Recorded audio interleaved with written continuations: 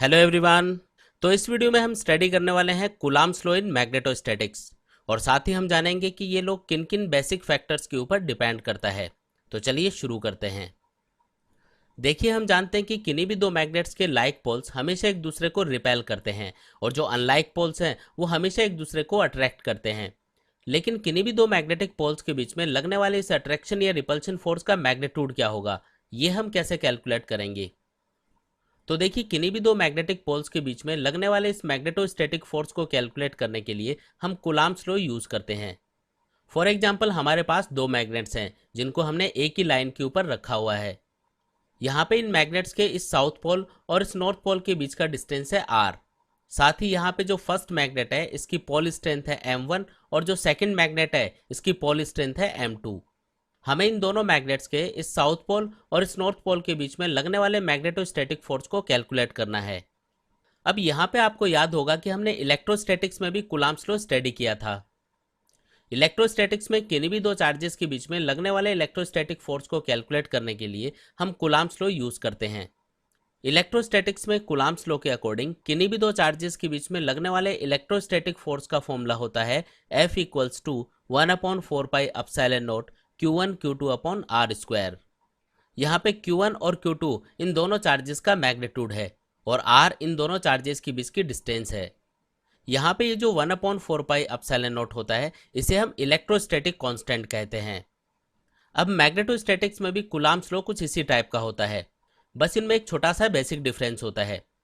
Electrostatics में हम दो चार्जेस के बीच में लगने वाले इलेक्ट्रोस्टैटिक फोर्स को कैलकुलेट करते हैं, जबकि मैग्नेटोस्टैटिक्स में हम किन्हीं भी दो मैग्नेटिक पोल्स के बीच में लगने वाले मैग्नेटोस्टैटिक फोर्स को कैलकुलेट करते हैं।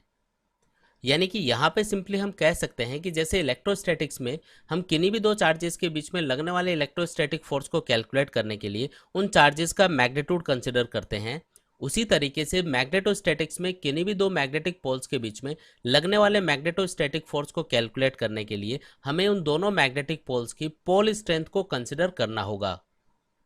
तो चलिए देखते हैं कि मैग्नेटोस्टैटिक्स में ये कूलाम्ब्स लॉ क्या होता है। अकॉर्डिंग टू कूलाम्ब्स लॉ, किन्हीं भी दो मैग्नेटिक पोल्स के बीच में लगने वाला जो मैग्नेटोस्टैटिक फोर्स होता है वो उन दोनों मैग्नेटिक पोल्स की पोल स्ट्रेंथ के मल्टीप्लिकेशन के डायरेक्टली प्रोपोर्शनल होगा।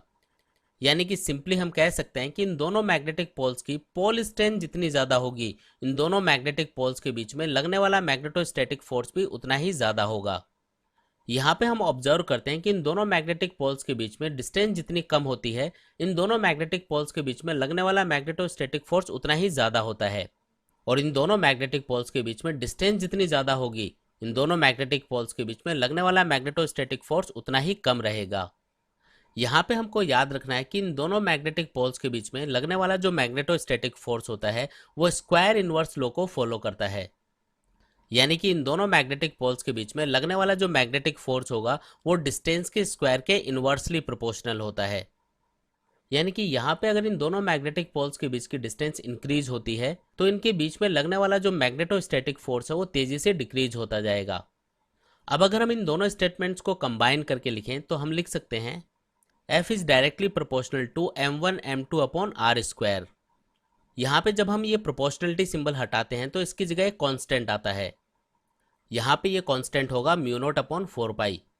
यानी कि कूलाम्ब्स लॉ के अकॉर्डिंग किन्हीं भी दो मैग्नेटिक पोल्स के बीच में लगने वाले मैग्नेटोस्टैटिक फोर्स को लिखा जा सकता है F equals to μ0/4 pi m1 m2 upon R square.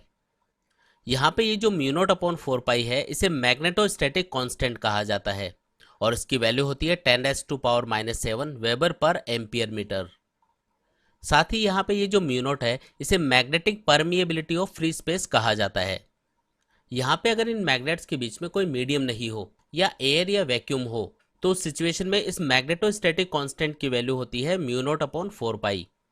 लेकिन अगर हम इन दोनों मैग्नेट्स को किसी मीडियम के अंदर रख देते हैं तो उस सिचुएशन में इस मैग्नेटोस्टैटिक कांस्टेंट को लिखा जाएगा μ/4 पाई, जहाँ पे म्यू का मतलब होगा उस मीडियम की मैग्नेटिक परमिएबिलिटी जिस मीडियम में हमने दोनों मैग्नेट्स को रखा होगा। यानी कि यहाँ पे सिंपली हम कह सकते हैं कि इन दोनों मैग्नेट्स के बीच में लगने वाला जो मैग्नेटोस्टैटिक फोर्स होता है वो इन दोनों मैग्नेट्स के बीच के मीडियम के ऊपर भी डिपेंड करता है। जिस मीडियम की मैग्नेटिक परमिएबिलिटी ज़्यादा होगी उस मीडियम के अंदर इन दोनों मैग्नेटिक पोल्स के बीच में लगने वाला ये मैग्नेटोस्टैटिक फोर्स भी ज़्यादा होगा। तो यहाँ पे हमने देखा कि अगर हमें किन्हीं भी दो मैग्नेटिक पोल्स की पोल स्ट्रेंथ और उन दोनों पोल्स के बीच की डिस्टेंस पता हो तो हम इस फॉर्मूले को यूज करके उन दोनों मैग्नेटिक पोल्स के बीच में लगने वाले मैग्नेटोस्टैटिक फोर्स को इजीली कैलकुलेट कर सकते हैं।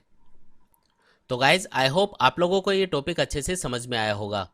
फिर भी अगर आपको इस टॉपिक से रिलेटेड कोई भी डाउट्स हैं तो आप नीचे कमेंट बॉक्स में कमेंट करके पूछ सकते हैं। मैं आपके कमेंट्स और डाउट्स का जरूर रिप्लाई करूंगा। तो मिलते हैं एक न्यू वीडियो के साथ, तब तक के लिए take care and good bye.